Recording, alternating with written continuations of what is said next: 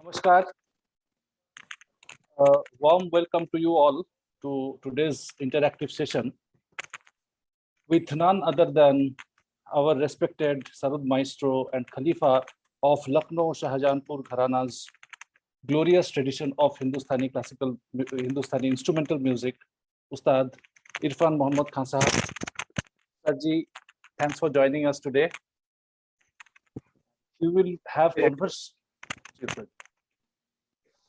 My pleasure, and thank you very much, and thank you to the music circle that you are for hosting me.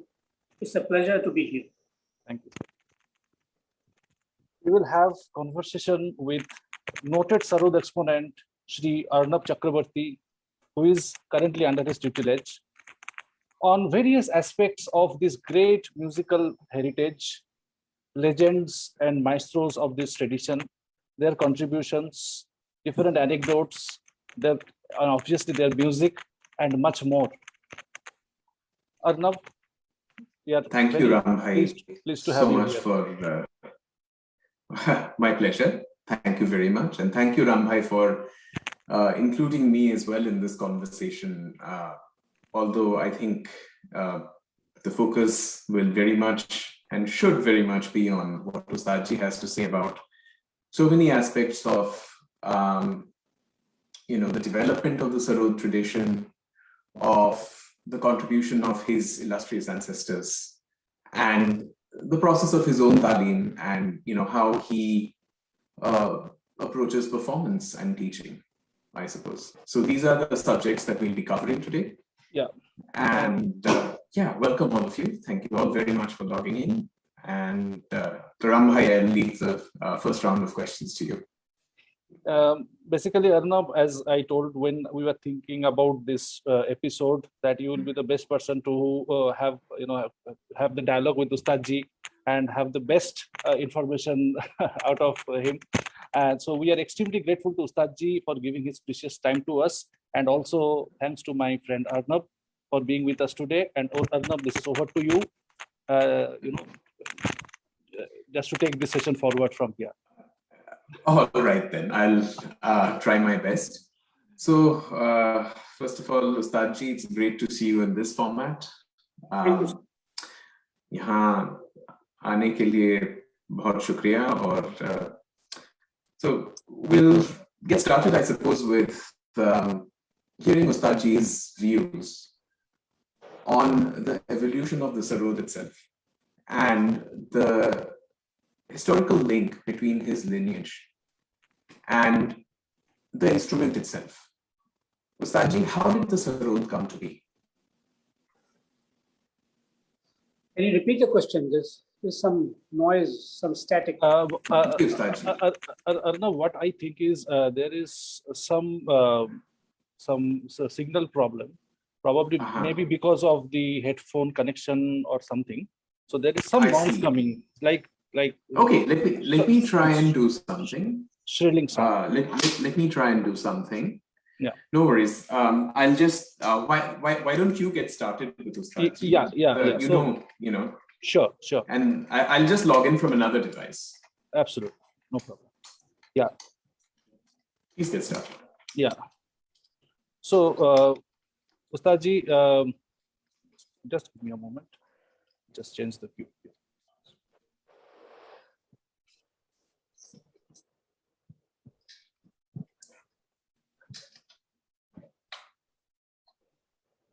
I thought we meant to ask him about the origins of the Sarod itself and the association of the Lucknow Shahjahanpur Gharana with the early Sarod.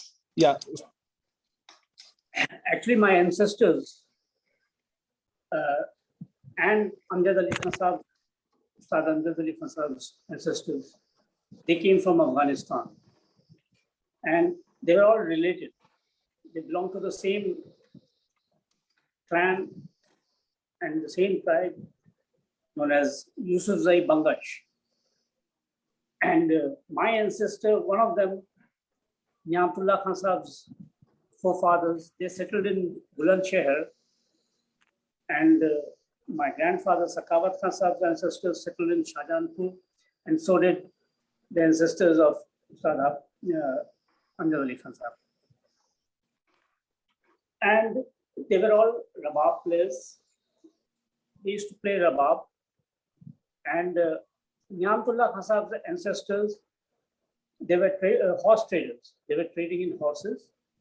And my ancestors from paternal side, they had a commission in the cavalry. So they were soldiers. And they came to India around 1704, 1703 during Aurangzeb's time. And later, Niamtullah Khan Sahab wanted to learn Indian music.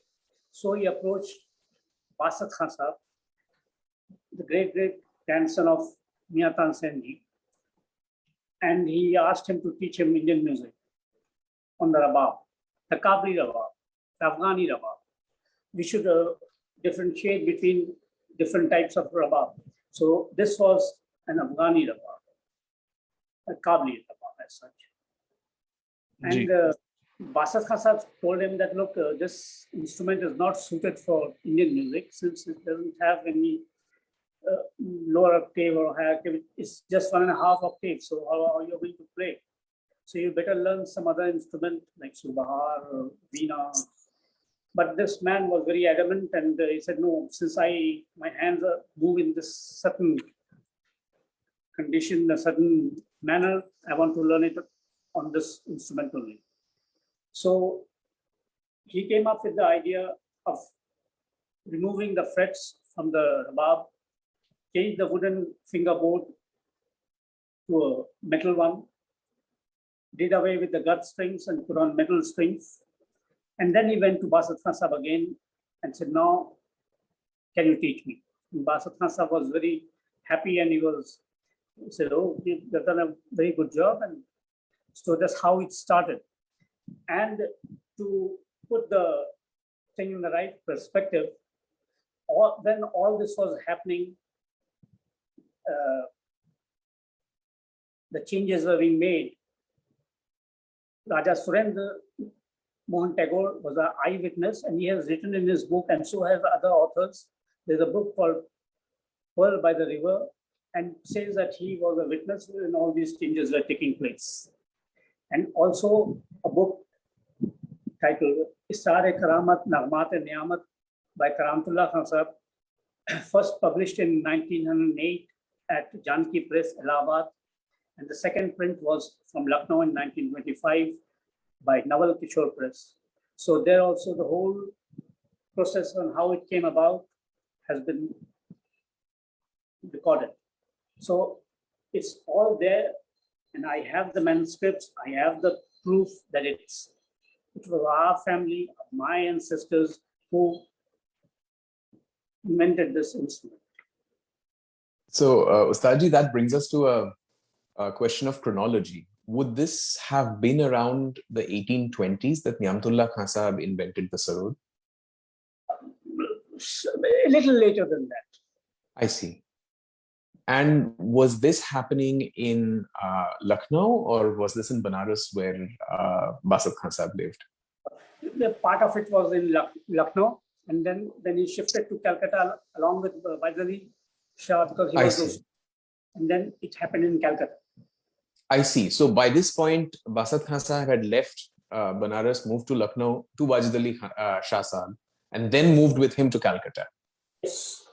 So full circle, east to west, and then back to the east. I see. So 1830s, Lucknow and Calcutta. Yes. Wonderful.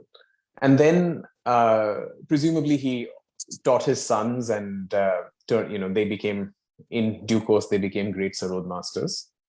Yes. And that was literally the next generation. But before we move on, I have a question for you. Did we see the metal plate and metal strings emerge from the Surshringar, or was it an independent happening? It was an independent happening. I see. We can't put a date, and we really don't know whether Pyar Khan Sahab came up with the Surshringar first, or Niamtullah Khan Sahab came up with Sarod first. But in all probability, the Sursingar came up first. That's my opinion. But we don't know who the elder brother was, whether it was Basat Khan Sahab or whether it was Pyar Khan Sahab who was the elder one. Right. But did Basat Khan Sahab also play the Sursingar apart from the Rabab? He was a Rababi actually. I see. All of them were Rababis. Even Right. Pyar Khan Sahab, Haidar Khan Sahab and Basat Khan Sahab. Mia Khan taught his sons Rabab and Drupad. I see.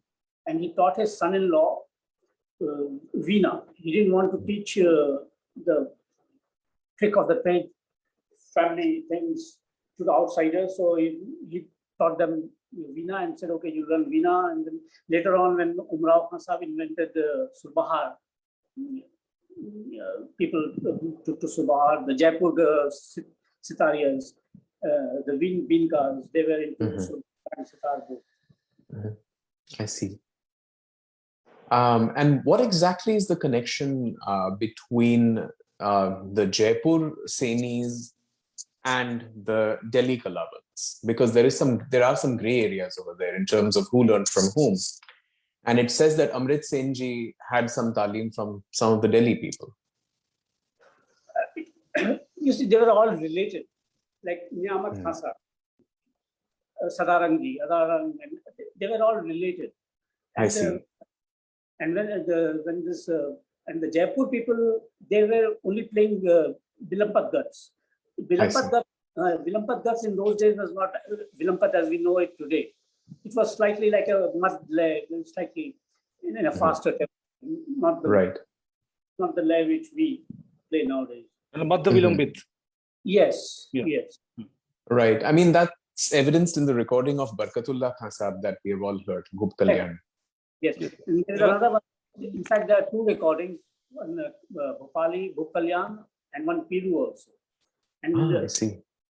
And in both the records, he has played Vilampat. They never used to play Drutgats. So the Drutgats originated in Purab. Yes. Right? Initially, it was known as Purab Baj.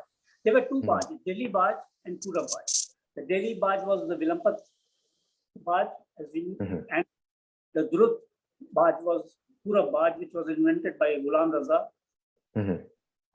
That's why Raza Khani Gat. Ustadji, is there any kind of influence of Bandish ki Thumri for the invention of this Drut Guts, like Raza Khani Guts? Is there any kind of... Yes. Initially, when the Guts were composed, there were three ways he did it. One was through where he just put the bowls of he couldn't use the wording, so he used the Thumris as the base and he composed some Guts.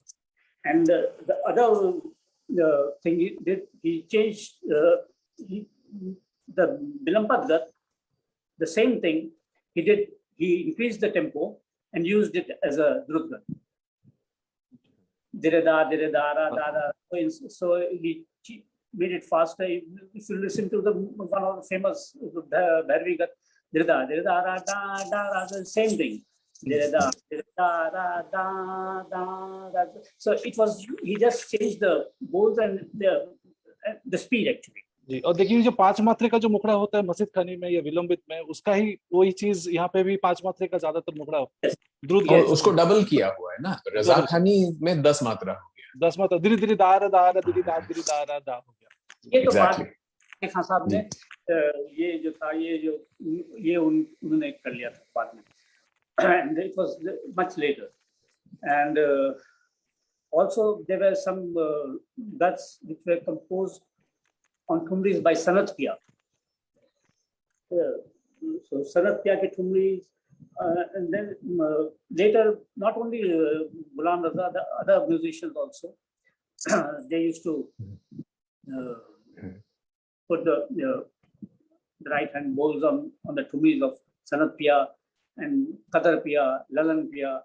So they were there. But Ustadji, wouldn't you say that the tradition of Sarod Guts predates Ghulam Raza?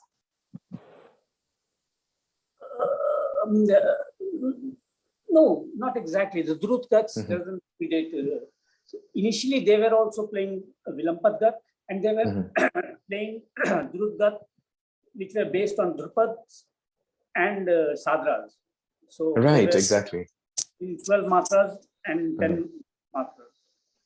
I see. And at what point did the Sarod tradition diverge from the Purab Baj of Ghulam Raza? Because, you have so many different types of guts, so many different bowl patterns in your tradition, You which see, are different. Raza Khan, Ghulam Raza was not a Kalawant as such. You see, there are hierarchies and in music also. There are Mirazis, Dharis, and so on and so forth. So he was not a very respectable, he didn't have a very respectable background as such. So, and these seniors, they didn't want to follow what he did. So they came up with their own compositions. Basat Khan Sahab, Pyar Khan Sahab, and Haider Khan Sahab, and Rahim Sen from the Jaipur, and Imran Senji, and they also were good, very great composers. And there was another Drupad tradition in Kalpi.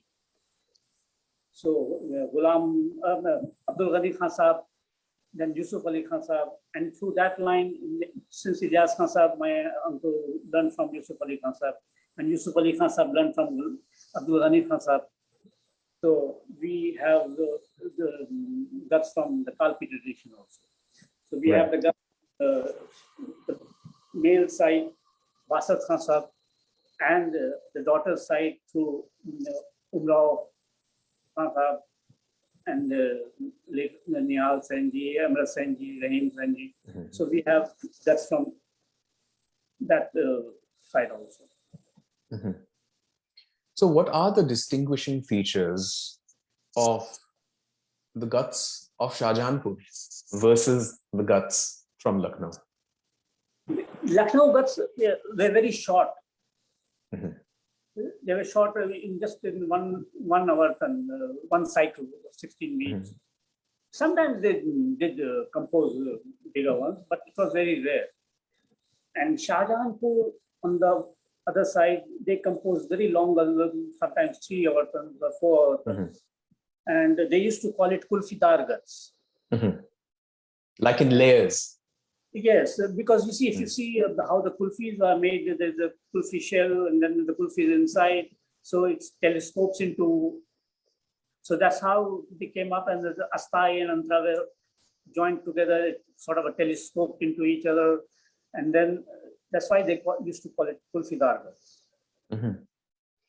Right. I suppose there are many examples of such guts, even the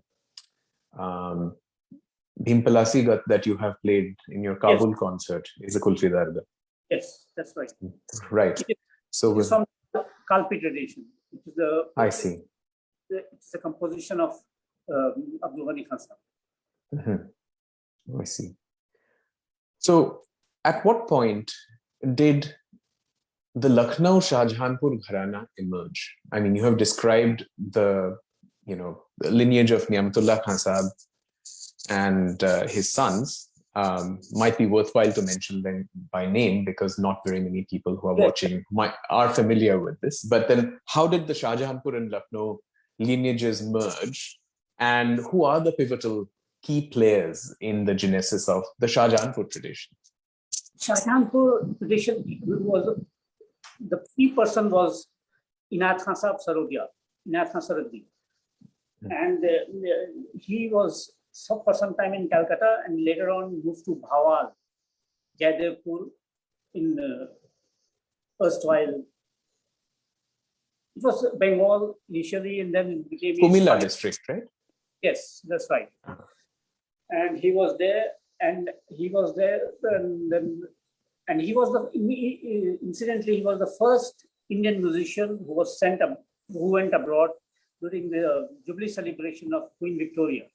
He was sent by the Bengal Zamindar Association to perform there in 1887 and also for the Golden Jubilee in 1897.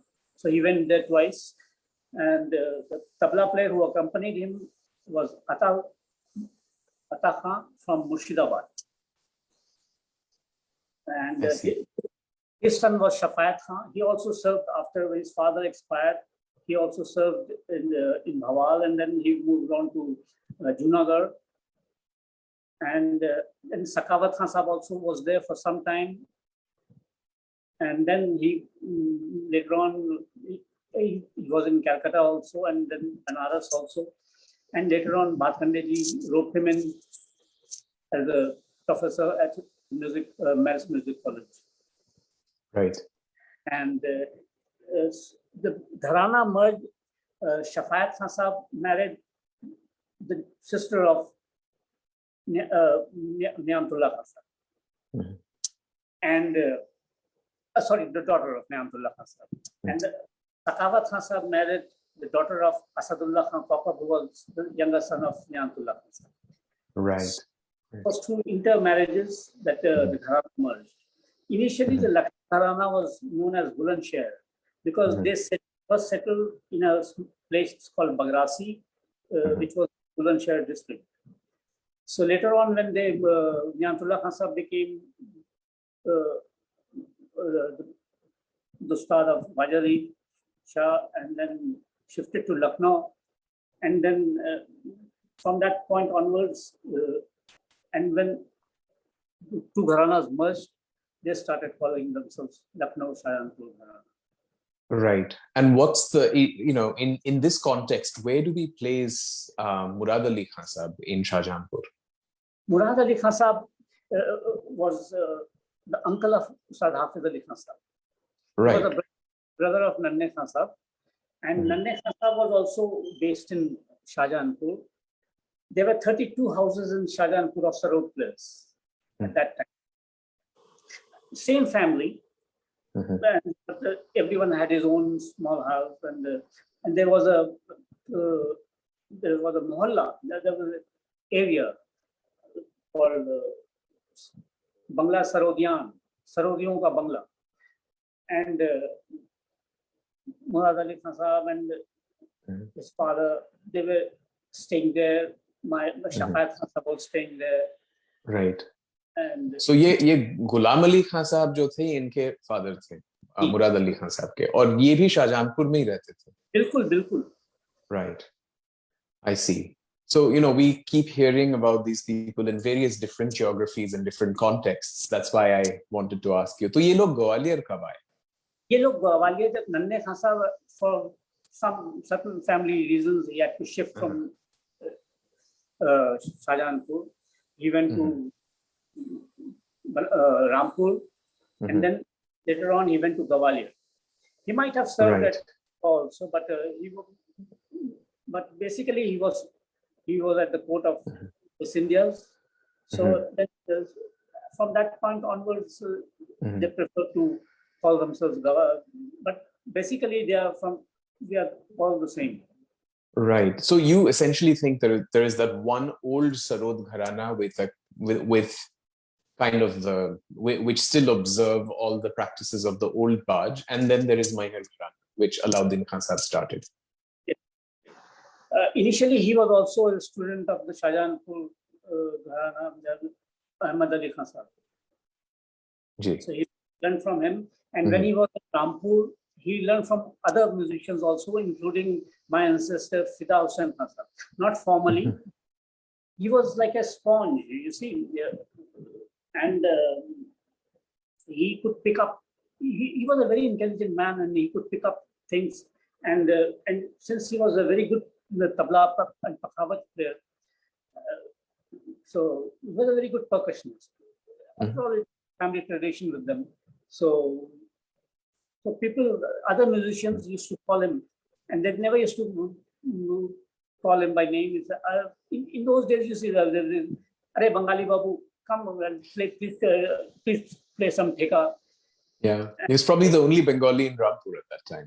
Yes, because it is some novelty for them. They've never seen a Bengali before, most probably. So, because these people were so secretive, they didn't want the usual tabla players to come and accompany the students or sons when they were teaching them in private. So, and they would think, he plays tabla or this. He was he was very keen and to learn. So he used to go and practice with them and then pick up everything.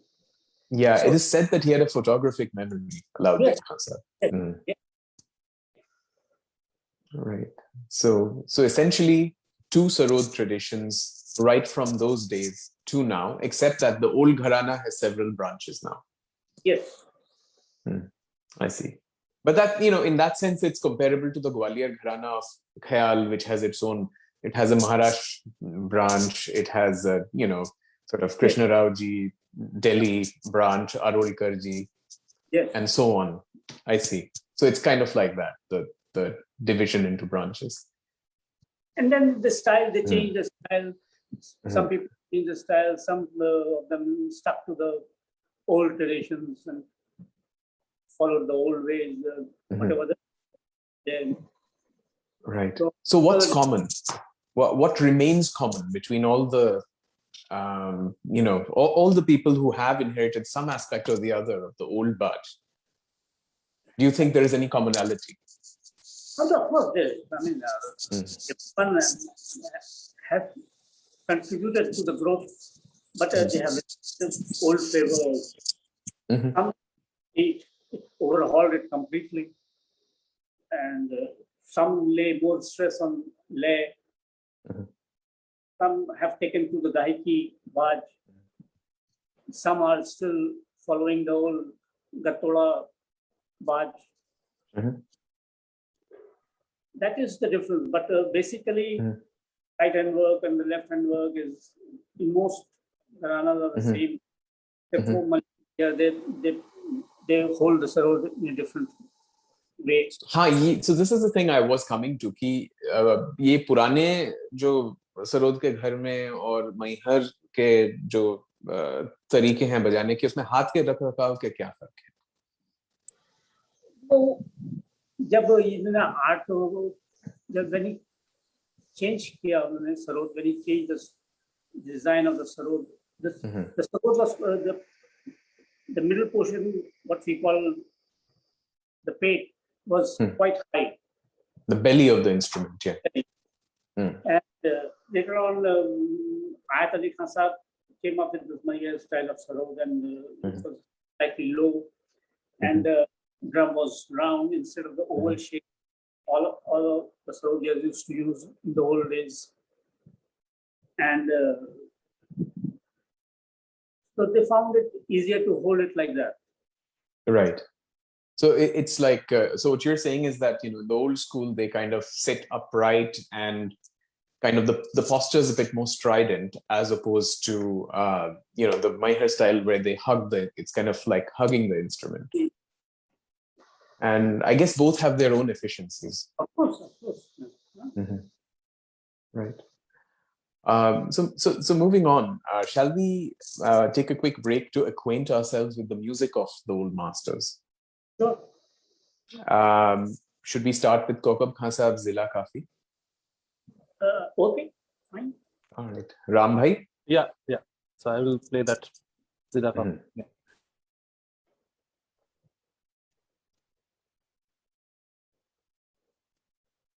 Looking for a Writing's not that easy, but Grammarly can help. This sentence is grammatically correct, but it's YouTube hard ads. to Yeah. read.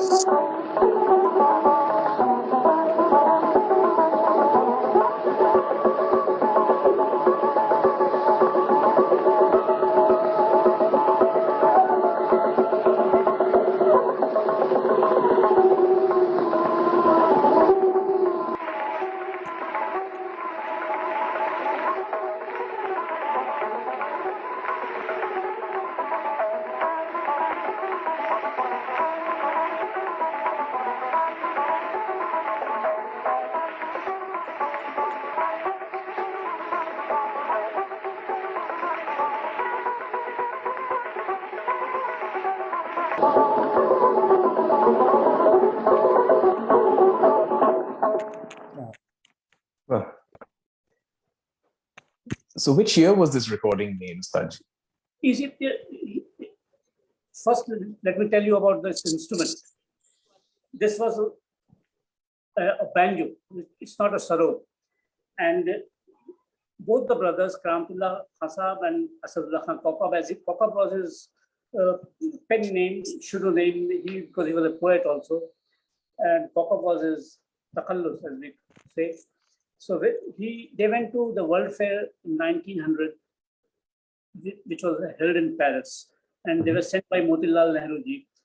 And in transit, his sarod broke. So he was at a loss of what to do. So he went to the market and no one could repair it. So he bought a banjo, shaved off the frets, and he played it like a sarod.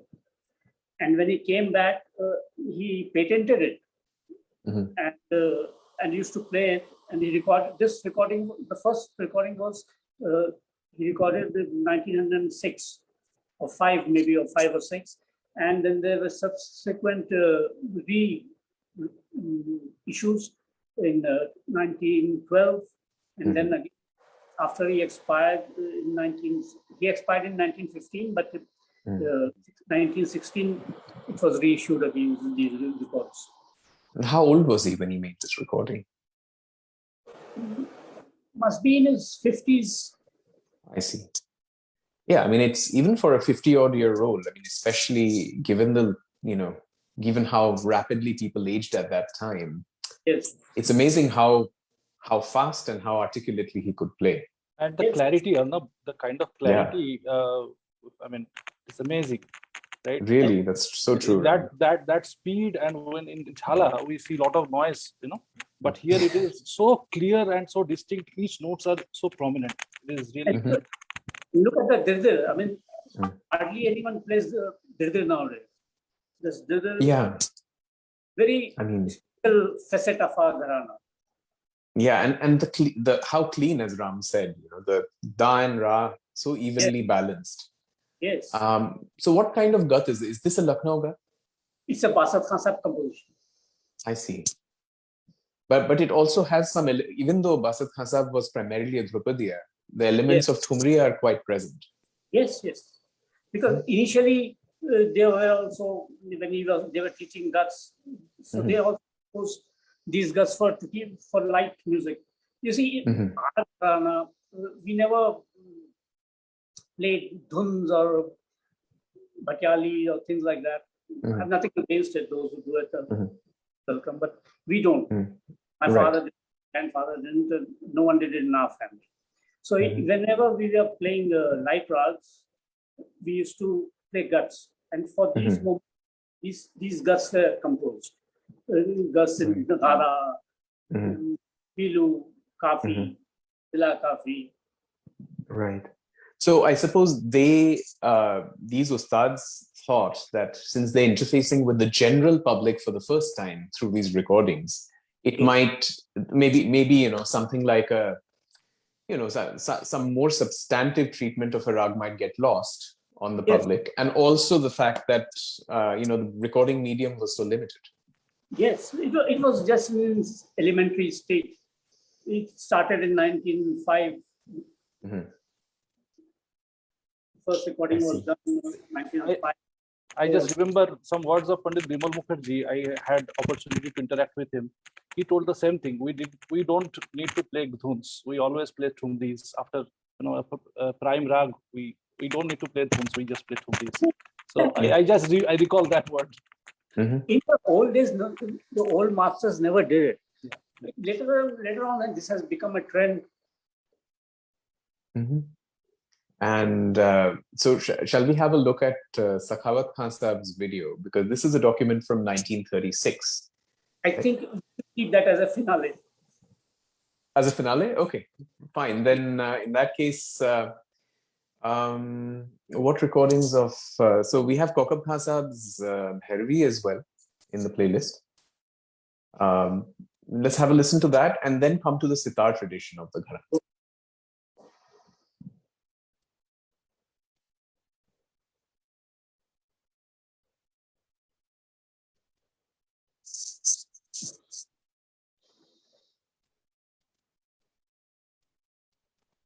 Ram, are you able to find it? Yeah. Yeah.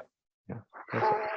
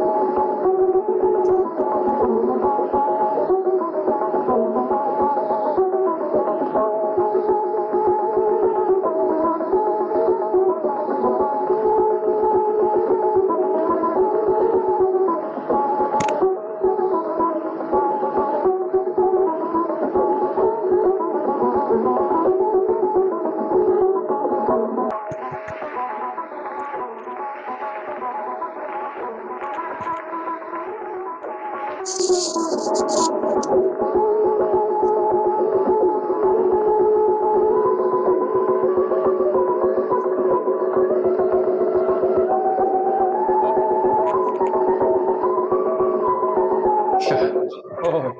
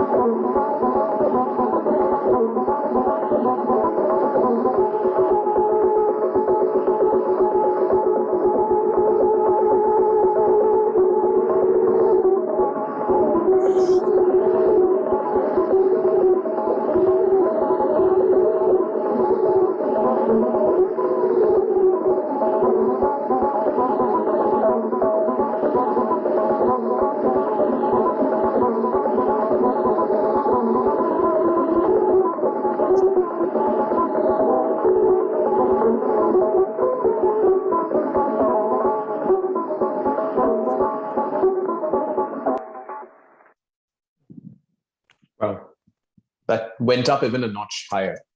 Yes. uh, It's Ustadji, unbelievable. I have one question, Ustadji. If music is such, then what kind of riyas these maestros have done? So if there are any anecdotes and if there are any stories, if you have heard, if you could just share with our audience. About Papa Khan Sahab, I have not heard, but about my grandfather Sakawat Khan Sahab, I've heard that when he was practicing, first he learned with his father Shafat Khan Sahab, and later on he learned from Papa Khan Sahab also when he married his daughter, and when he was doing his riyaz, he didn't stay at home. He went to Banaras, and there was a sarai. There still is. It's called Maski Sarai in Banaras, and he used to practice there the whole night. And in those old days, there were no policemen as such, but these chowkidars were there who go around at night shouting "Jagte raho," and things like that. And then if someone wanted a smoke, so these chowkidars, they would say, "Oh, let's go to that fellow. He must be practicing. He would have a light." Because in those days there was no electricity, so there were diyas or candles.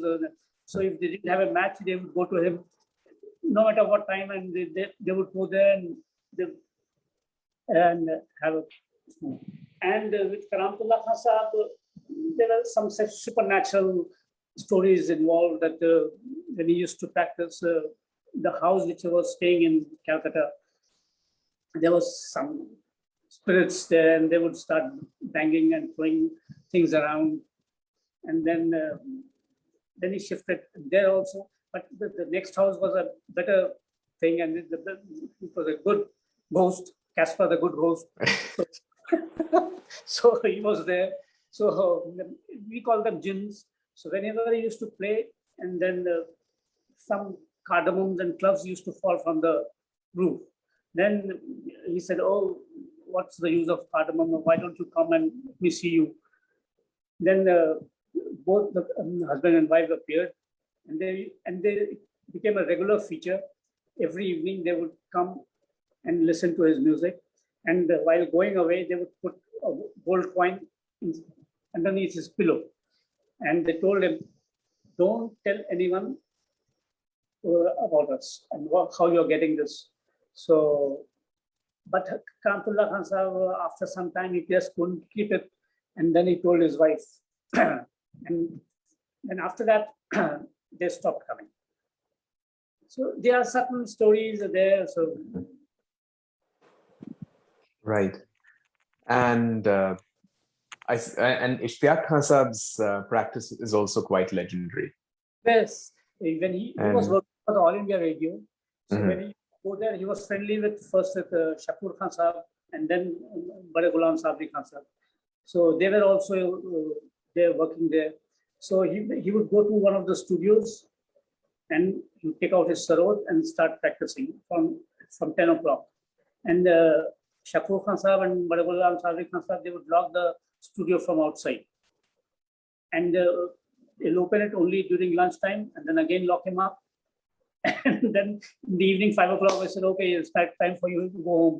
Because he was staff, but no one wanted a sarod player for any, in the old days, for any songs or orchestra. So he had a very completely free time the whole day. So all he did was practice.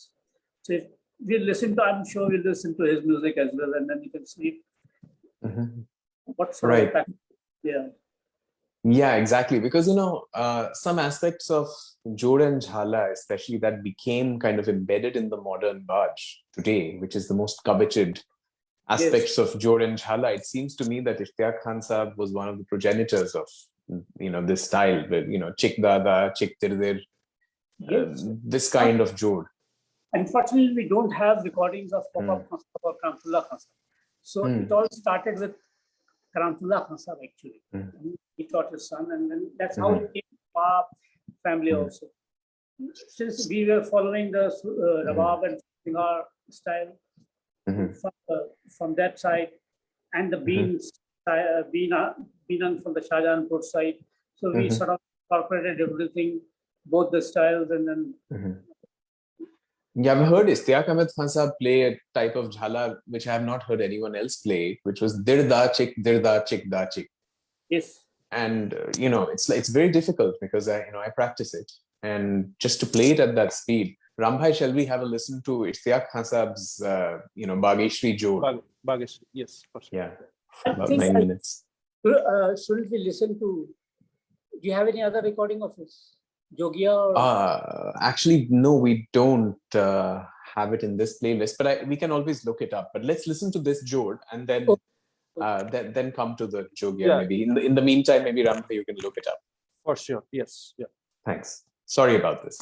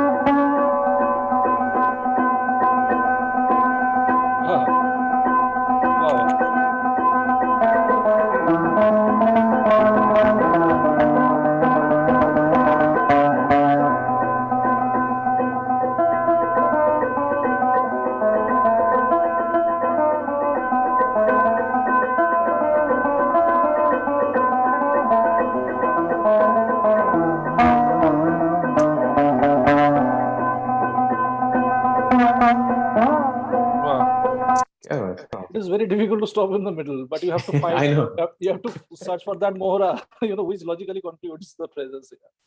Yeah, but I mean, it's this seems to me to be one of the sources of the modern kind of George Hala that we have come to associate with today's Sarod playing. So true. Yeah. So yeah, it's so I suppose because he lived in Delhi, he might have influenced a lot of subsequent musicians, Ustadji. Of course. Right. In fact, he was the person who first started this Ghera thing. Mm-hmm. His old recordings, you will find that he used to play. Everyone does it. Mm-hmm. Someone does it consciously, someone does it subconsciously, but it was never taught in our Gharana as a different thing. Mm-hmm. With us, it was more of the da bone. Mm-hmm. All the tolas were with da or dirdil. Mm-hmm. Once in a while, maybe some gamats and some ikhera also. But Mm-hmm. Ikhera was not the be all and the end all of everything. Mm-hmm. As it has become now. I mean, Yes. I myself am quite guilty of, well, if one were to consider it a cardinal sin. This is the trend nowadays. You have to survive also. So I can't do it. I have to worry about the reputation of my past generation. So I can't overhaul the whole style. Right. I mean, there is a lot of, I mean, as you say, it's an albatross around your neck. Yes, exactly. Right. So, coming to the sitar tradition in your family, I mean, Waliullah Khan Sahab was he the first sitar player of your Gharana? I was there. Shafiqullah Khan Sahab was there. Mm-hmm. Riyaz Khan Sahab. But are they contemporaries, Waliullah Khan Sahab and Shafiqullah Khan Sahab? They were contemporaries. Waliullah Khan Sahab was son and Shafiqullah Khan Sahab was Karamtullah Khan Sahab's wife's brother. Mm-hmm. There were two brothers, Shafiqullah Khan and Shafiqullah Khan. So Rafiqullah Khan was used to play the harmonium. Mm-hmm. And he was the first harmonium player who came up with playing the tola, the harmonium, and jhala also, dirdil and everything. Just like unfortunately, we don't have any recordings. And how are they connected to Karam Khan Sahab, whose Gara Gat is very famous? Karam Khan was the grandfather of Shafiqullah Khan. Shafiqullah's father was Kifayat Khan, and Kifayat Khan Sahab's father Karam Khan. And Karam Khan and Khan Sahab, father of Ni'amtullah Khan Sahab, they were cousins. The Ram, the famous Gat and Gara that everybody plays, which Vilayat Khan Sahab has also played, that this Gat is from Karam Khan Sahab. Yeah, exactly. So moving on, shall we have a quick listen to Waliullah Khan Sahab playing Manj Khamaj, and then maybe a little bit of Shafiqullah Khan Sahab as well, playing Sarang? Yes.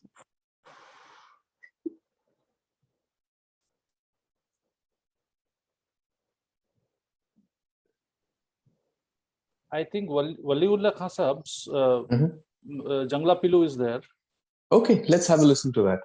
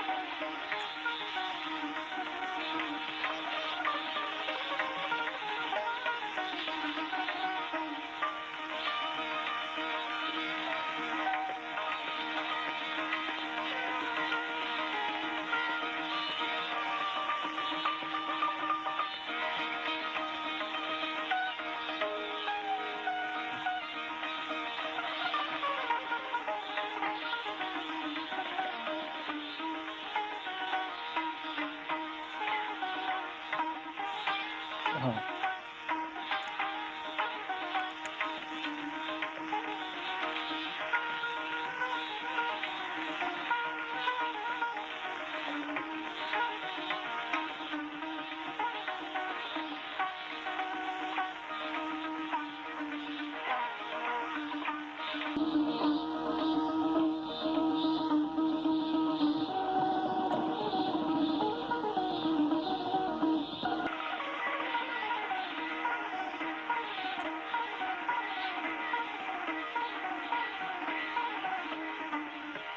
Uh-huh. Is this the first instance of a Chakrabarty we have heard in a recording? In a after the Jhala? It seems like it. I mean, when was this recorded? It was sometime in the 1920s. I see. So he must have been very young then, Yes.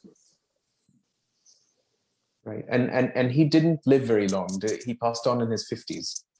Yes, he not 50s actually, it was 60, I 60 see. plus. Yeah. He passed see. away in 53. I see. And he was employed with the Nawab of Jalpaiguri, right? And subsequently, your father came to Yes, work. when he was very ill, then Begum Saab, he told the Begum that now I'm very ill and I won't be able to teach anymore. So you start learning from someone else. And these patrons were also very built in a different mold. So they said, okay, if I learn, I'll learn from your Gharana only and nobody else. So he said, okay, then I have a nephew. My father at that time was in Lucknow. And he said, okay, then we can call him and then he can come. And then that's how my father came and started. That was a loyalty for the Ustads and Ustads Khandan. Yeah. Exactly. So remaining on the subject of sitar, I think we should have a quick listen to Shafiqullah Khan Saab's recording as well. I think there is a sarang, Vrindavani sarang, and just to make a note of it, Ustadji's family maintain the distinction, just like Ali Akbar Khan Saab and family do. They play Vrindavani sarang with Komal Nishad only, and they play Madhmad sarang with both Nishads. This is in keeping with the senior traditions, which for some reason Bhatkandeji in his book kind of reversed. And it's now the reverse that has taken hold of the majority of the performing public.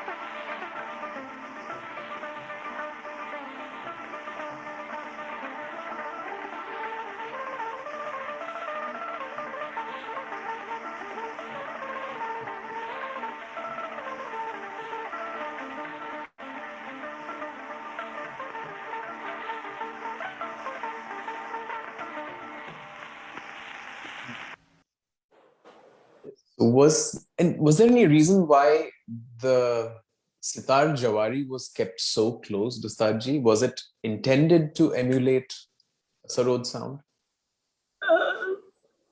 You see, all the sitar players before, they had this kind of jawari. It was I only see. when Hiroi started making sitars, and then his sitars became fashionable, things changed. I see. Previously, the sitars didn't have any tarab also. So, But this sitar certainly has tarabs, right? and Waliullah Khan Sahibs also, both had Right. tarab. Because after, Right. but these sitars were made by the Kanhaila. Kanhailal, yeah. I see. So he used to make the jawaris like that.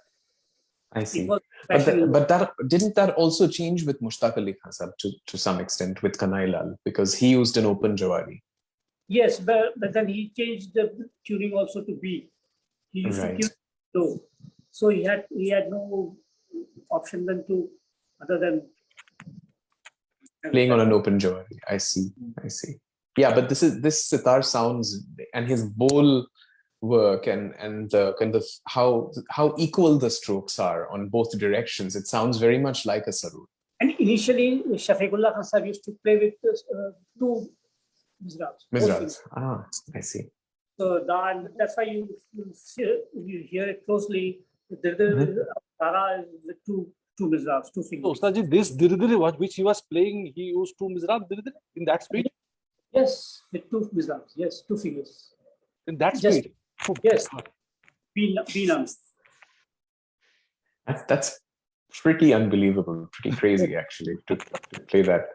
Yeah, this sounds like some bass players, Yes. electric bass players use this technique now. So this is how much they must have practiced. Yeah. And like you ask how much they practice, you can see how much they practice. Let's correct myself when I was mentioning Susingar, I mentioned Pyar. It was Jafar Khan Sahib who invented it, not Pyar Khan Sahib. It was Jafar. I see. But he was also related to Pyar Khan Sahib and Basat. Three brothers. I see. Basat Khan Sahib, Pyar Khan Sahib, and Jafar. And there was another one, Haider Khan. Haider Khan Sahib. I see. The cousin. Cousin or nephew, I think. Right. So clearly we don't get a full view of the music of these masters because of the limitations of the recording medium. Yes. And given their own perception of the limitations of the audience, they have only recorded Drut Guts to go with it. But there is such a comprehensive talim of alap in your Gharana. And when you teach, Ram Bhai, sorry. Yeah, just when I was listening to Shafiqullah's music, I was thinking like how all the angs can be precised and put into a 3.5 minutes of recording. This is an amazing example. He did alap, he did some slow jod, then mad jod, and little bit of ati jod, and then there was no scope for vilambit gat, definitely, because one cycle of vilambit gat, even if you do it madhya vilambit, it takes some time. So he took that drut gat. That also, how he increased the pace and how he introduced all the components, different components, and that crispy right hand work. So this is amazing example to to concise the things in a small window of time.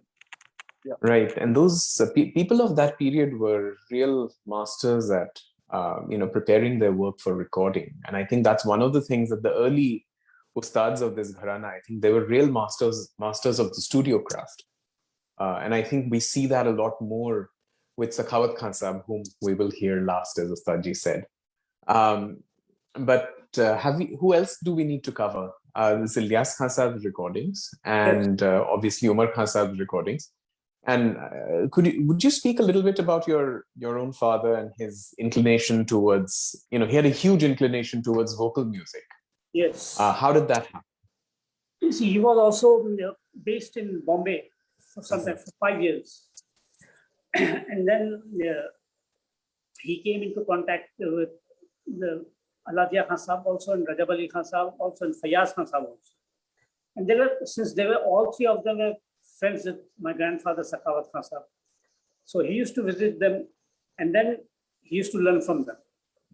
And but he was a former student of Rajab Ali Khan Sahib. I see. But and there was a big rivalry between Aladia Khan Sahib and Rajab Ali Khan Sahib. And when he used to go to Aladia Khan Sahib, he knew that he goes to Rajab Ali Khan Sahib also. He said, "Acha, you're coming from there." He would pull his leg, and my father wouldn't say anything. Then he would teach him something. And then when he would go to Rajab Ali Khan Sahib, he said, "Acha, Aladia kya se aa rahe ho?" So you're coming from there. So that's. But with Fayaz Khan Sahib, it was more of a.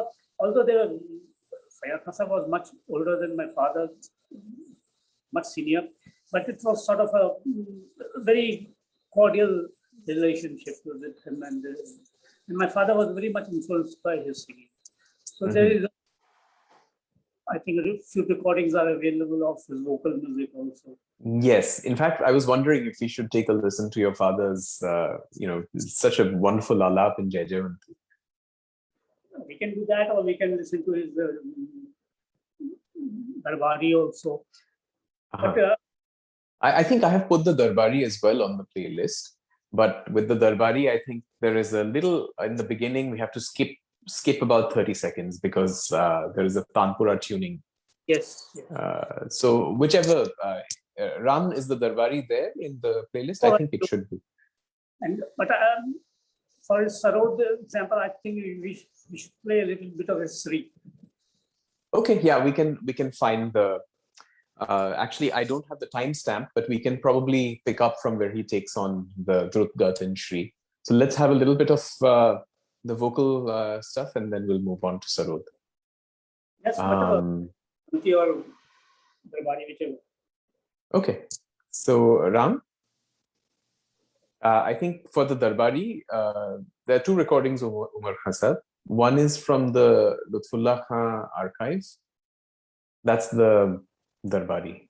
Yeah. You have to skip about 30 seconds. Sure. Yeah. Just play for a few minutes. Sure. Yeah.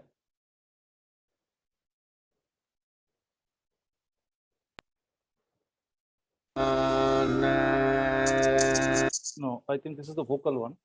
Yeah, that's Yes. the one we have. That's the one. That's Yeah, exactly, yeah.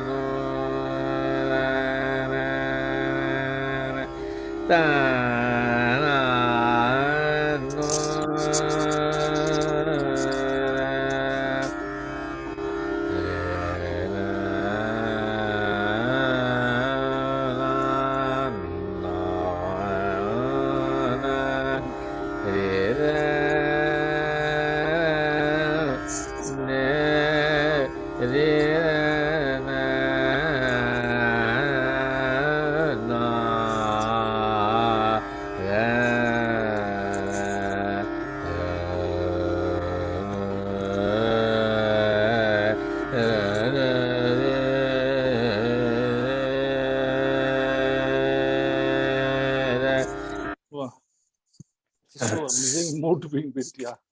Yeah, the fact that he is, actually a Sarod artist and he's singing alap at this level is quite amazing.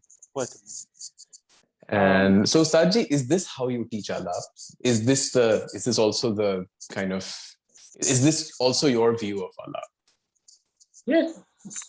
If you, we don't have the time, otherwise I would have asked you to play the Alap of Sri. That Okay, is- we'll play a little bit. Yeah. So maybe a few minutes we will play. Yep. Sure.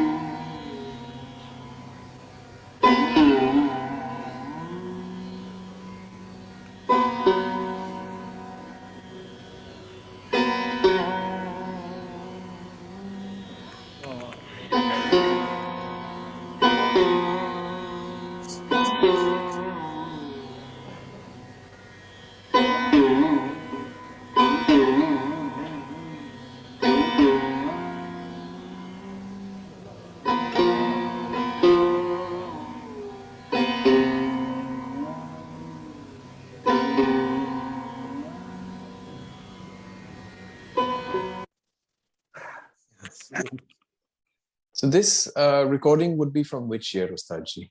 1980, just a year and a half before he expired. I see. And he would have been, he was almost retired at this point from performance, wasn't he? Yes. Right. And this concert was played upon kind of a special request. Yes, Lucknow. Right. Right. And didn't you say to me that this was your sarod that he was borrowing Right. for the concert? Right. That time I was in Lucknow, and my father had gone there just as an examiner for the Bhattacharya College, and he didn't carry his sarod with him. So, but people forced him to, and I requested him so much that please play, and then he said, I have not got my instrument. And then, you get one from the college or something. Then he said, okay, yeah. He borrowed my sarod, which was a small, too small for him, but he played it. Right. Shrill sound is coming somehow. It started coming. Some shrill sound is coming. I don't know from which side. Yeah, now it is stopped. Yeah, now it is fine. So Ram, it seems like I've been hogging the microphone and asking Ustadji all sorts of questions. Why don't you go ahead? And I'm sure you have a lot of things to discuss with him as well. So why don't I hand it over to you? Because I'm sure you have questions as well of your own. Yeah, Ustadji, I think Arnab has covered most of the points, but your ancestors' contribution and influence on Bengal's music, because there was Harendra Krishna Shil, Noni Gopal Motilal, and many other Bengali aristocratic belonging to aristocratic families. They learned from your ancestors and great legends. So if you could just give some glimpse and some anecdotes from those days. Haran Sil used to play Surbahar. He learned from Papa Khasa. And the first professional sarod, Bengali sarod player was Dhiren Bose, who was a student of Prantullah Khasa. And the first professional estrage player was Kalipal, also from student of Prantullah Khasa. And Casey Khana Kashto, the Casey Day, Banna Day's uncle, he was also a student of Karamtullah Khan Sahib. And Harendranath Chattopadhyay, Sarojini Naidu's brother, he was also a student of Karamtullah Khan Sahib and later on Shafiq Khan Sahib. So Krishna Chandra De, did he learn instrument or in vocal music? Vocal. I see. And, And also the famous wrestler Gobar Gupur, yes, right? Gobar Gupur. He was also, Right. he used to play Subhar also and banjo also. He learned banjo from Kapoor Khan Sahib. Right. And also, Ustadji, if you could share some stories from your childhood, because you belong to this great heritage, how your association and your maybe father's, uncle's associations with other great masters from belonging to other gharanas or other great contemporary vocalists. My house was a meeting place for all the great musicians. Whenever they used to come to Calcutta, they would visit my father. And those who were in Calcutta, and especially Faimuddin Khan Sahib, Faimuddin Dagar Sahib, he would come to our house every evening because we were almost neighbors, just 2 houses away. And Munawar uncle, Munawar Khan Sahib, he used to come, Latafat Khan Sahib, so he used to come. And I've seen them from very close quarters. And Amir Khan Sahib, Vilayat Khan Sahib, Imrat Khan Sahib. So it was like a family. We were all together all the time. They were visiting us, we were visiting them, having dinner at our place or their place. And the only thing which was discussed was music. And I was instructed that not to open my mouth, but just to listen. So I used to sit behind my father's back, and then suddenly he would look at me, and then I had to understand what he wants. Sometimes he would want water, or sometimes pan, or sometimes tea. And then then he would look at me and look at all the people there, and then would say, just make a gesture, and then I would go and tell my mother, so there's so many people here, so you better rustle up some food quickly because they will be having food there. So that's how. And Ata Hussain Khan Sahib, Nisar Hussain Khan Sahib. In fact, Ata Hussain Khan Sahib scolded me once. I used to go to him when he was not very well. My father used to send him some. Whenever there was something cooked in the house, I would take it for him. And then one day I asked him, please bless me, dua kije. And then he got annoyed. He said, well, this dua hua se kuch nahi hota. Not all this is dua and ashirwad is rubbish. Practice. That is what will make you an artist. All this dua won't work. So I came home and told my father. He scolded me, and he said, "Oh, yeah, you did the right thing." नहीं आजकल तो उल्टा हो रहा है उस्ताद जी. आजकल तो बस कहते हैं कि उसी से काम हो जाता है. हाँ, उसी से काम हो जाता है. हाँ. Bin Kishore Roy, I used to take food for him also, and then suddenly, because I was young, and then I would because he had 7 or 8 exercise books, and with guts written from Kaka Khan Sahib, Karamtullah Khan Sahib, Alauddin Khan Sahib, and others also, Muhammad Ali Khan Sahib. So I would ask him, can you show me that gut? So he couldn't play at that time. So he would ask one of his ghosts, so like a manager or something. His name was Sachin. He used to play Israj. Hey, Sachin, bring the phone number exercise book. So he would bring, and then he would open it, and then I said, I want to learn this gut. I couldn't read that notation because the notation was different from what we have learned. So he would play, and then I would try to pick it up and then write it down my way, and then come home and show it to my father. And then if I had written it wrong, then he would correct it. And and my first concert was for Bin Kishore Roy. He asked my father to perform for us. He used to have his yearly festival in memory of his father. So he asked my father, but that day my father was having a concert somewhere else at Begum Saab's house or someplace. So he said, I can't go. Then Koka said, why don't you send Irfan? My father said, he's just learning now. what will he play? No, I've heard him play good. He'll play okay. Send him. So that was my first concert in 1971 or 2, I think. Mhm. Wow. And Ustadji, so coming back to your uncle, he's been a substantial source of inspiration and significant influence on you. And he's taught you for a number of years, Ustad Ilyas Khan Sahab. 7 years continuously. Right. And he was a really outstanding sitar player of his time, although due to the fact that he was employed at Marist College later, Bhatkhande University, and he spent his entire life there, he didn't get out as much as he should have. But shall we hear some of his music? Yes, of course. Okay, and then you can maybe tell us more about Ilyas Khan Sahab. And also Yusuf Ali Khan Sahab, please. Oh, yes. Yeah. And yeah, that's great. Thanks for bringing that up.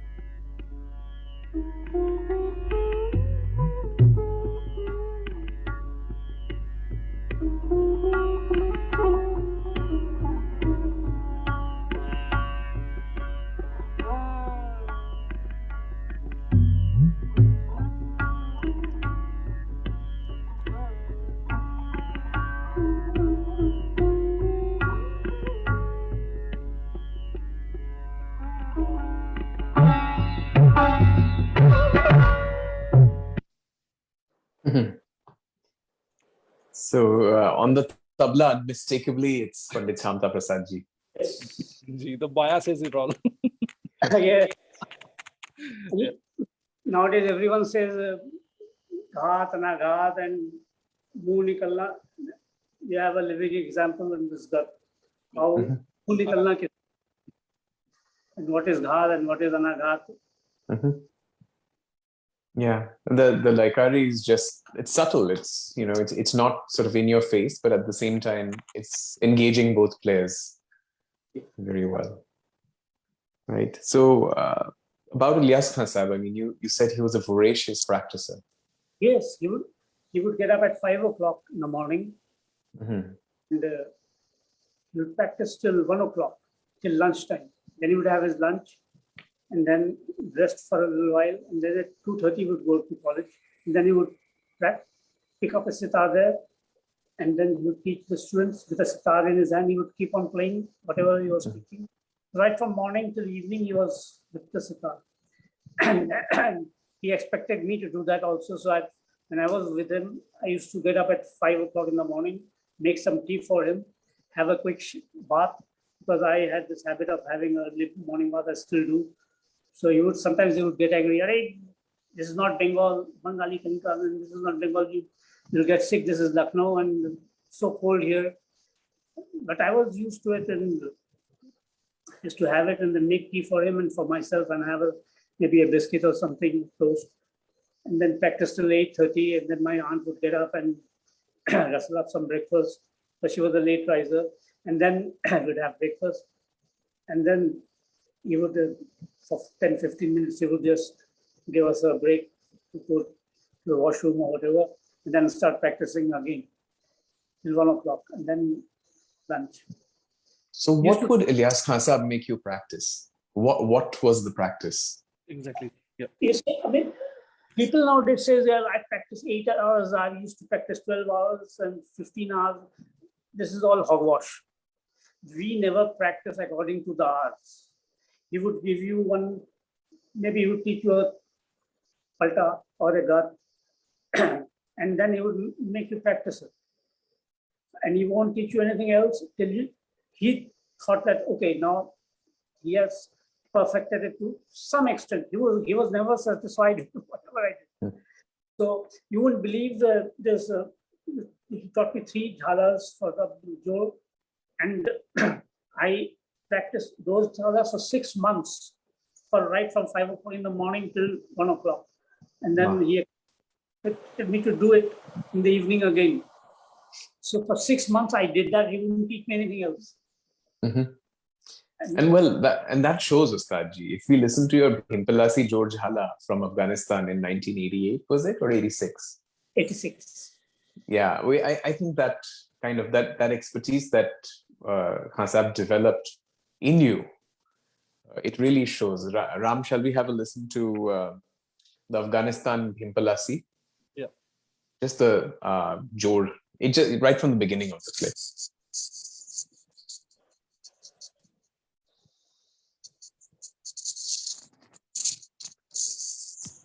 Curiosity Street investigates the rituals and cosmic symbols behind the world's most notorious. We just cannot seem to escape capitalism here, can we? It does not give option. अव्वल 1, 2 से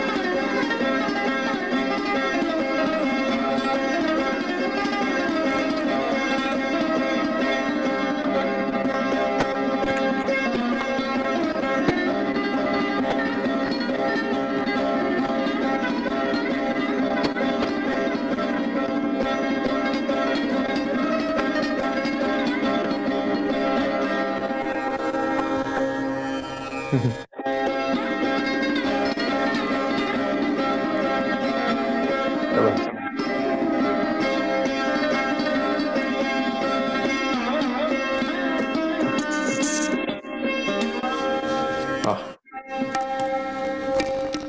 Yeah, that's so this We'll listen some more to the Sure. George Hala aspects of Ustadji's playing, but I was just coming to this. Initially, he was just playing this. ये आप लड़ी जोड़ बजा रहे थे ना उस्ताद जी पहले शुरुआत में तो and then this other jhala that you were playing, that's a 5-beat jhala. Jhala. Yeah, and and you explained to me how you kind of almost picked it up without Ilyas Khan Sahab telling you the precise bowl. Yes, it was my father's teaching. This jhala was a specialty of his. He was even finer than he used to, but I picked it up from him. I see. And Ijaz Khan Sahab also taught me the same thing. But he used to play it, but not so much. This is typically a sarod jhala. So, Ustadji, Right. there can be some technique, some bowls which are specific to sarod, and there are certain bowls which are specific to sitar, and there might be some overlaps, right? Like it will be like that only, right? They're mostly the same. Guts are the same. Only the pattern of the playing is different. For example, in sitar, da is from in sarod, da is from outstroke and stroke. Ra is in sarod, ra is inside, and Inside. sitar. And so but in sarod there is also dra, da. So that is also there. Then there is some rabab technique also involved in sarod, so which is not there in sitar. And I think Ram wanted to ask you a few questions that I suddenly remember in this context. Is ladi, lad lapet, lad Yes. गुथाओ और ये ठोक लड़ी क्या चीज है जिसमें वो जो टैप करके बजाते हैं उसको कहते हैं?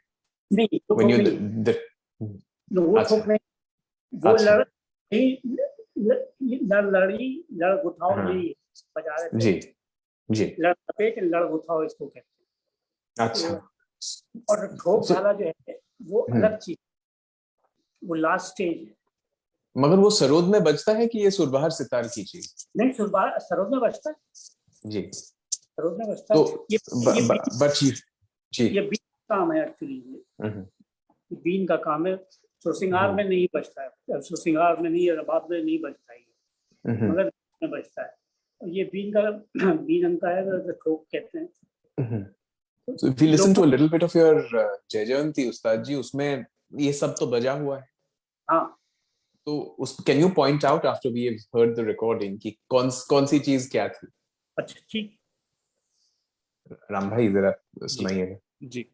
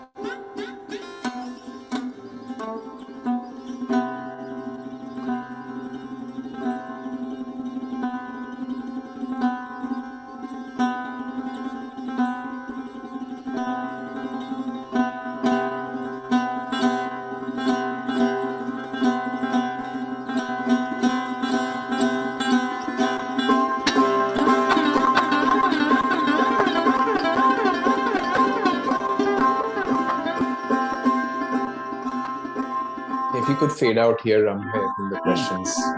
Yeah. There's so many new things coming up. I was wondering why to stop. Because the questions that I wanted to ask are, Yeah. पहले आपने उसमें you were playing the chick da da da and da da chick da da chick da chick. उसके बाद chick dir dir dir हुआ. And then you started playing various configurations of da dir dir dir. पहले mean से उसके बाद tapping के साथ. So what are these phases? उसके बाद तोड़ रहे थे उसको छोटा बना रहे थे, जैसे हम अस्कार में वो शिकारी से मतलब तरफ के फर्स्ट से होता है ना, तो उसी तरीके से जी वो आप बोल से कर रहे थे जी।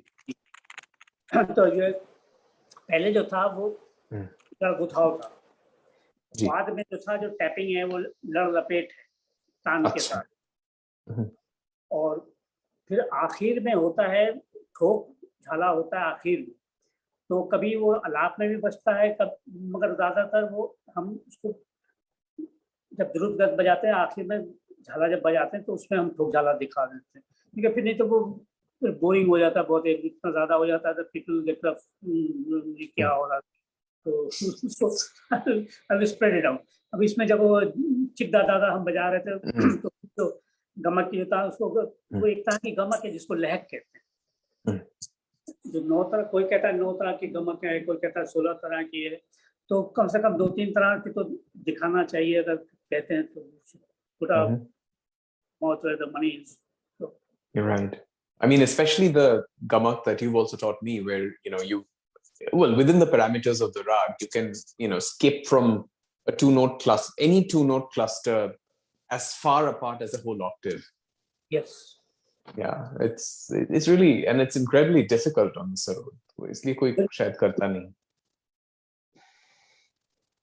So yeah, that's Ram. Did you have anything to add to this and take forward from here?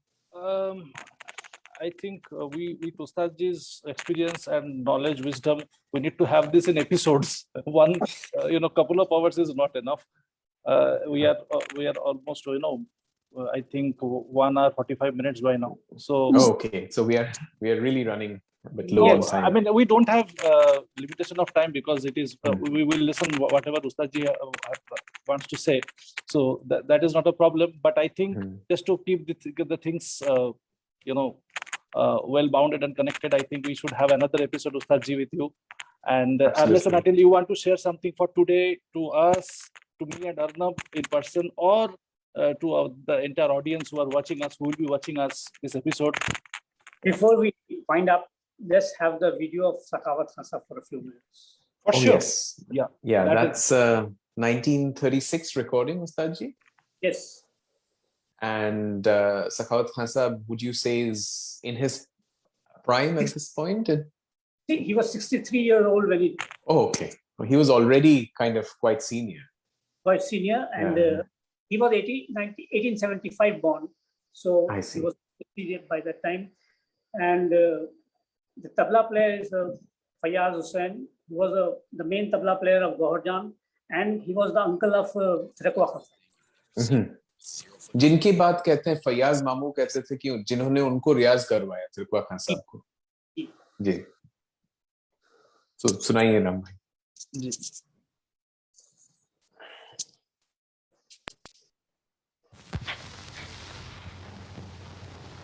मोअज़्ज़िज़ नाज़रीन, आज इस फिल्म के साथ साथ वाडिया मूवीटोन आपकी खिदमत में अपना वैराइटीज प्रोग्राम नंबर 1 पेश करते हैं। सबसे पहले खान साहब सखावत हुसैन खान सरोद पर ठुमरी की एक गज़ल सुनाएंगे।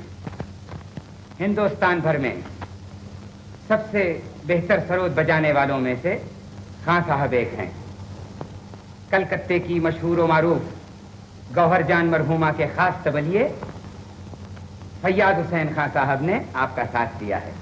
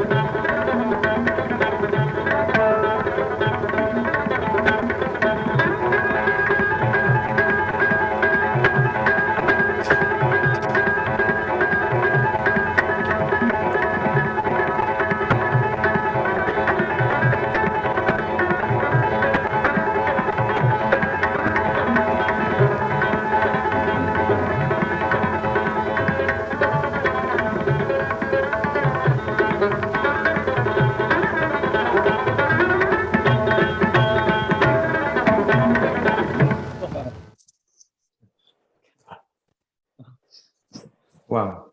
That's, I've watched this video literally hundreds of times. Sure, And each time I see something new. Yes. Evergreen. You see, I mean, the tabla, and right till then he's playing the theka. And the instrumental, my grandfather also, he didn't end with the tihai. He played the gut at that speed. Till the end, he finished it off with the gut.